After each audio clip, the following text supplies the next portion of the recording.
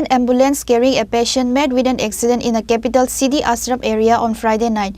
Later, Badarghat Fire Brigade personnel rescued the patient from the ambulance and taken to GB hospital.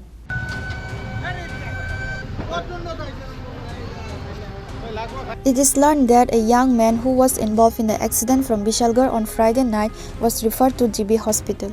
An ambulance carrying the young man from Bishalgarh hospital left for GB hospital. After reaching Siddhi Ashram area, the ambulance hit the driver in the middle of the road. As a result, one of the front wheels of the ambulance burst and the ambulance met with an accident. Upon receiving the news of the incident, the personnel of the Badarghat Fire Brigade rushed to the spot and the injured Muhammad Riday was rescued from the ambulance and taken to GB hospital. There was a stir at the scene surrounding the incident.